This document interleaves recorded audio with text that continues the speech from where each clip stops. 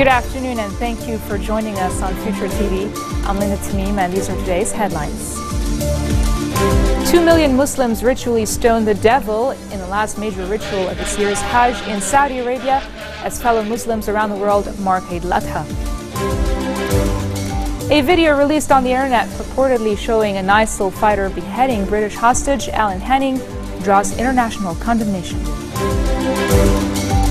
And 3 senior North Korean officials visit South Korea on an unusual trip to attend the Asian Games closing ceremony. 2 million Muslims ritually stoned the devil in the last major ritual of this year's Hajj in Saudi Arabia, while fellow believers around the world celebrated Eid al-Adha, the feast of sacrifice. The stoning took place in Mina, about 5 kilometers east of the Grand Mosque in the holy city of Mecca. Pilgrims had moved to Mina overnight Friday on foot, motorbikes and buses from Mount Arafat after the Hajj reached its zenith with a day of prayer as well as tears by pilgrims moved by the sanctity of the spot where Prophet Muhammad is believed to have given his final sermon 14 centuries ago. In conjunction with the stoning, pilgrims offer sacrifices by slaughtering a sheep whose meat goes to the needy. The Hajj, which officially ends on Tuesday, is the world's largest Muslim gathering. Muslims around the world are marking Eid al-Adha, a 3-day holiday that commemorates the willingness of the Prophet Ibrahim, or Abraham, as he is known in the Bible, to sacrifice his son in accordance with God's will, though in the end God provides him a sheep to sacrifice instead. In Jerusalem's Old City, hundreds of Muslim worshippers gathered at Al-Haram al-Sharif compound, home to Al-Aqsa Mosque and the Golden Dome of the Rock, to attend early morning prayers. In the West Bank city of Ramallah, Palestinian President Mahmoud Abbas hosted officials for holiday prayers at the presidential compound and later led a wreath on the grave of the late Palestinian President Yasser Arafat. For his part, Syrian President Bashar al-Assad attended Eid al-Adha prayers at a mosque in the Syrian capital of Damascus. Assad arrived at Noman bin Bashir Mosque and was received by Syria's Grand Mufti Ahmad Badruddin Hassoun. A number of Assad's government also attended the morning prayers. Lebanon's Grand Mufti Abdul Latif Daryan has deplored crimes committed by extremist forces in the region, saying such elements knew nothing about Islam and called for religious and political reform and better care for the youth. His remarks came during his Eid sermon, the first since his election at the Mohammed El Amin Mosque in downtown Beirut. Daryan gave his sermon in the presence of Prime Minister Tamam Islam as well as a delegation of future lawmakers and Saudi ambassador to Lebanon, Ali Awad Asiri. The Mufti spoke of coexistence and the need for communication among the country's various sectarian and political groups. He further stressed the need for rehabilitation of political and religious institutions for coming generations. Maronite Patriarch Bashar al-Dahi has condemned the weeks-old closure of the Dahr al-Baydar highway by relatives of soldiers held by Islamist gunmen, saying he rejected collective punishment. Dahi was addressing reporters at the Beirut airport before departing for the Vatican. Relatives of the soldiers and policemen held by ISIS and the Nusra Front since August have erected tents and used burning tires to block the Dahr al-Baydar road, which connects the Bekaa to Beirut. Families seek to pile pressure on the government to negotiate with the gunmen and agree to a swap deal. Dahi said, "We support the government's approach based on the wisdom of Prime Minister Tamam Islam, who is leading the government in times of paralysis."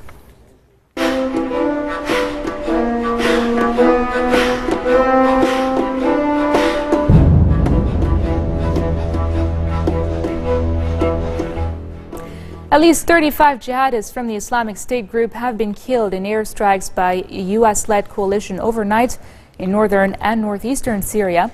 The Syrian Observatory for Human Rights says 30 jihadists were killed around the town of Shadadi in northeastern Hasakeh and another 5 outside the embattled town of Kobani on the border with Turkey in northern Aleppo province. The group said the strikes had destroyed some military material belonging to ISIS, which fired dozens of shells into the town on Friday after advancing to its outskirts. The dusty town of Kobani on the frontier with Turkey has become a key battleground between ISIS jihadists and their opponents, who include local Kurdish fighters, as well as the United States and its allies. And coming up next, a baby boy is born to a 36-year-old woman in Sweden with a transplanted uterus in what is a world's first. More after the break.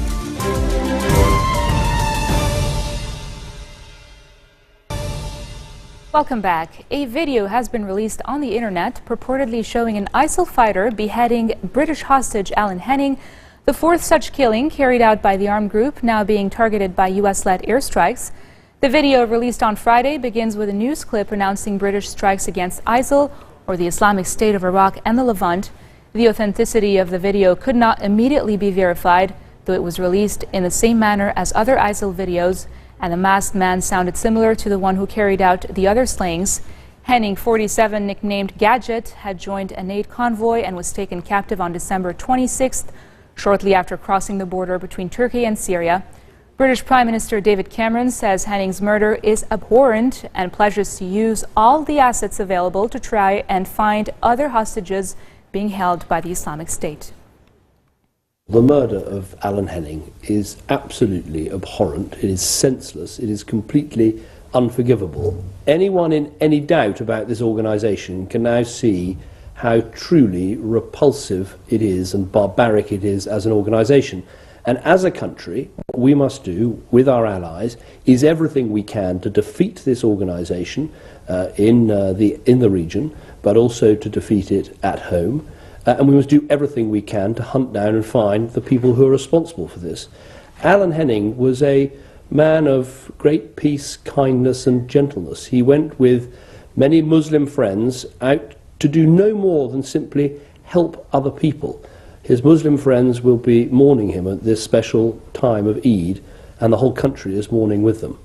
Now, in terms of what we will do, we will use all the assets we have, as we have been up to now, to try and find these hostages, to try and help these hostages, to help their families, and do everything we can to defeat this organisation, which is utterly ruthless, senseless and barbaric in the way it treats people. And this will be the work that we continue. Strong condemnation has greeted the killing of 9 UN peacekeepers from Niger by assailants on motorbikes in northeastern Mali. UN Secretary General Ban Ki-moon said he was outraged by Friday's attack, which he described as a serious violation of international law. The attack on the peacekeepers from Niger took place in the region of Gao and highlighted a sharp increase in strikes on foreign troops based in Mali to prevent the return of al-Qaeda-linked Islamists who seized the desert north in 2002. The Secretary General is shocked and outraged by today's attack in Mali that killed 9 peacekeepers from Niger on October 3rd. The Secretary General underscores that attacks on UN peacekeepers constitute a serious violation of international law. He reminds the armed groups operating in northern Mali of their commitments to cooperate with the United Nations to prevent attacks on peacekeepers, in line with their declaration on 16 September in Algiers. At a time when peace negotiations are underway, he insists that all parties must demonstrate good faith and commitment to a political solution, and that the perpetrators of these appalling actions are brought to justice. The Secretary General expresses his deepest condolences to the families of the peacekeepers who were killed, as well as to the government and people of Niger. He assures the people of Mali that the United Nations' steadfast support for their search for peace. Hundreds of people have again gathered in at protest sites in Hong Kong, a day after demonstrators calling for general suffrage were attacked by accused police of not doing enough to stop the violence.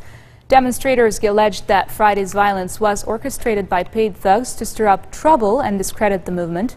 Rights group Amnesty International also blasted police, saying officers stood by and did nothing to protect protesters, whose rallies have led to much of the city's grinding to a standstill for the past week.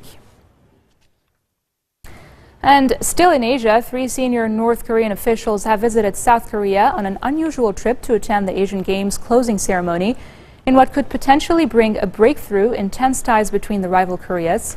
After meeting and encouraging the athletes, the North's top officials will attend the closing ceremony along with the athletes.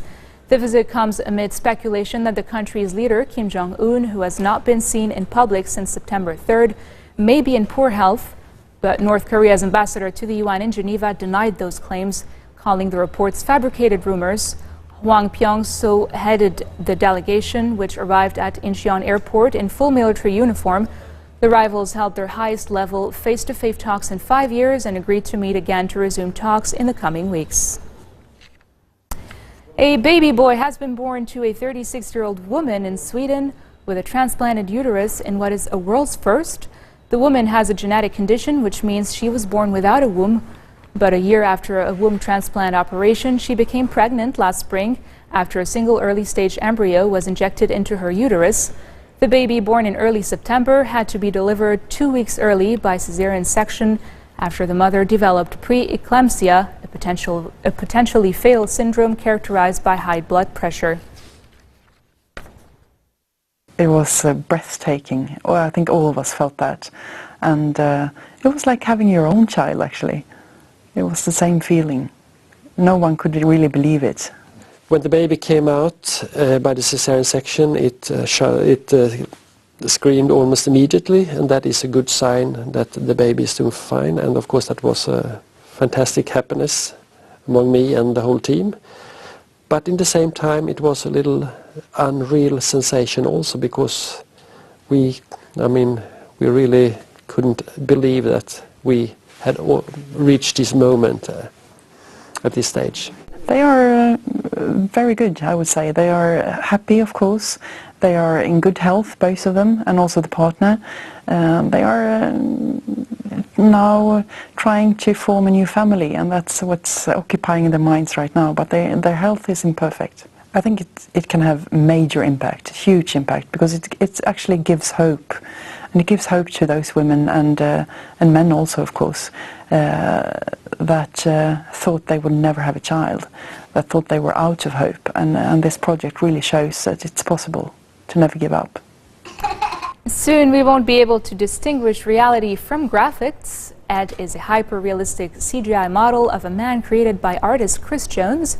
Jones is keeping track of his progress and answering questions about the project on a New Track forum, and has posted a few test videos showing his work so far, including Ed's eyeball, the area around Ed's eyeball, and Ed's face as a whole. Check it out.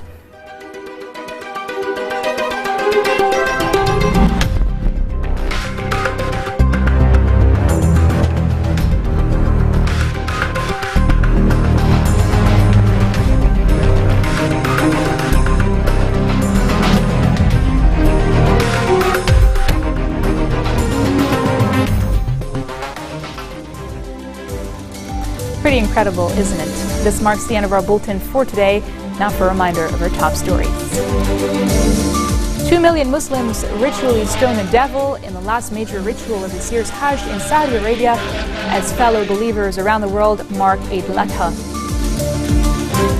A video released on the internet purportedly showing an ISIL fighter beheading British hostage Alan Henning draws international condemnation.